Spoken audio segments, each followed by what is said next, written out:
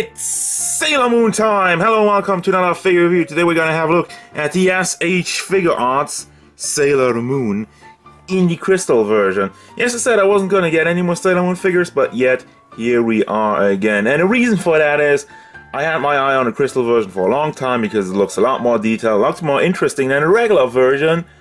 And she was on sale on Big Bad Toy Store recently, so I pulled the trigger and got her. So now we can have a look at it.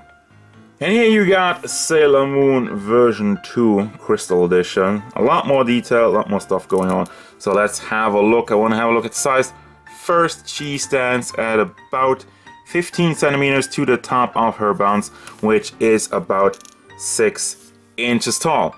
Now, overall look and detail, first and foremost the face. That would be one of the biggest parts. I mean, really everything that's going on in the head. The eyes, anime eyes. Very big, very shiny, very bright. I like it. There's a lot of stuff going on, but let's not forget about all the jewelry. You have the tiara, the earrings, really tiny, but very nicely painted. It looks very clean. And then you got the heart in the choker. Then we got more jewelry in her buns up there. Nice, shiny, metallic red. As we go to the back, by the way, there is also shading in the hair. Shading, yes, it's a very foreign concept. We don't really see much of shading these days. That's why I'm making the joke of it. But yeah, it goes more into a brighter, almost into a white tone.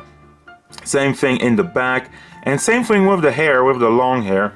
As you can tell, it goes from like the yellow into a more brighter tone, and then the dark one, which I think it looks really good. It is fairly hard plastic. It is a little bit bendable, but I would be careful with it. It might break off. Then we got her transformation device with the crystal in it. Of course, you can't see the crystal. And another thing, she has a lot bigger boobies, I think. I mean, I'll have the old Sailor Moon figure in here later for comparison, but yeah. Got the long gloves in the forearms. Paintjobs is not the cleanest with the red over here. The line is, I mean, it's okay.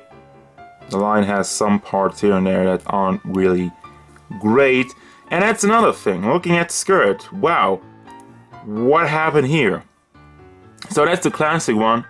This is a classic case of what happens if you paint something that's a darker tone and try to paint it white. That happens. You got the pantsu, obviously, under there, and the butt. And then we move down to her little boots. Well, they're not little, actually.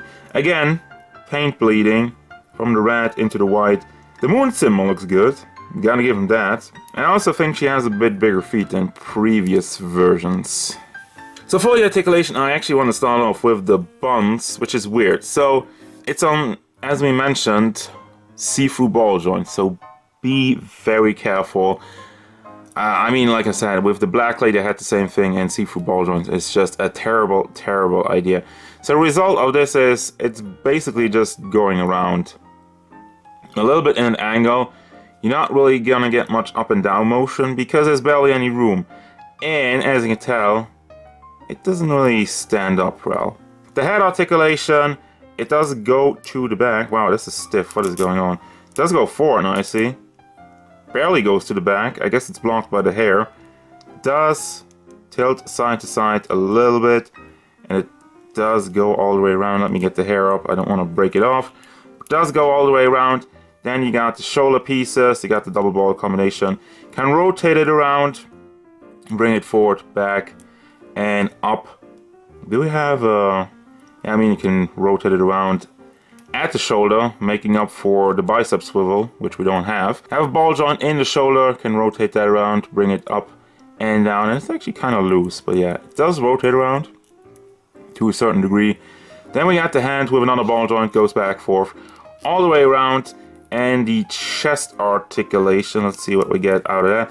Actually very nice. Goes back, forward, does tilt side to side, and it doesn't go around. I mean, you could probably get it around a little bit more, but because of the mold as it goes more to the side over there, it's being a little bit blocked. Then for the legs, let's see, does the skirt split up? Yeah, the skirt splits up at the side, so that shouldn't hinder it at all. Let's get the leg up. Neck goes up. Leg goes to the back, a little bit blocked by the butt, so that's why it goes at an angle. And it does go to the side all the way. Let's see what we have here. We have ball joints, which are on hinges, so you can move it down and get just that more articulation out of it, and then move it up. For a cleaner conversion that looks better, also can kind of rotate it around a little bit on the ball itself. Then we have a simple hinge in the knee joint, which I thought it had a little bit of a different color, but it doesn't. Also an ugly knee. Classic stuff. That's unfortunately also the case. Then we got another ball joint in the foot, goes back, forth, and doesn't tilt side to side. Also rotates around, obviously, but I want to see if I can get it to tilt. No, not really. So for the accessories, you get a whole bunch of faces and hands, so let's get to it. First and foremost, you got the regular ones, looking straight, with the open mouth and just regular standard face. She had the smiley face, like I think the smiley face is on the figures. And then we got just the same thing, kind of just looking to the side. Well, this one is smiling, looking to the side, and this one has the open mouth, looking to the side. And then we got hands, whole bunch of hands. You got two open hands. Please focus camera, don't make this any harder, because there's a lot. I want to get to them fast. Open hands, just kind of like posing, or if you want to slap somebody. Camera, please. Oh my god, really? And like more for the transformation. In the name of the moon, I will punish you. When she moves around with her hands, like yeah. You know the drill. And you got another pair of open hands. Just this time with the fingers split up a little bit more. And then we got holding hands. Boy, oh boy, oh boy, oh boy, oh boy. Focus camera. There you go. Holding hands. And then we got one pointy finger. No, actually two pointy fingers. Hiya. What's up? And one peace hand. Oh, victory. Well, no, victory is just with the thumb. I don't know. Peace hand. And the other fist hand. And of course, I almost forgot. Why didn't I have it in the shot? She does have her moon scepter, which is very nicely painted. Nice gold metallic with the little stars in it. Going into the red, it has like the royal tone of it with the ball at the end with more gold. And finally, she does come with a base. Her own customized base in a heart shape with the Sailor Moon logo, and obviously in the Figuarts. I think this clamp is a little bit smaller than the regular ones. I'm not sure about that, but it is very nice and tight, so I like that. So then finally we got the face-off, Sailor Moon versus Sailor Moon. I think it should be quite obvious what is going on over here. There's a lot more detail. The design is really, actually, it's going away a lot more from the traditional anime look than I remember it. The hair is a lot more fluffy. The jewelry is still there, but it's more detailed. The eyes obviously are completely different. More of classic anime eyes with the new one design.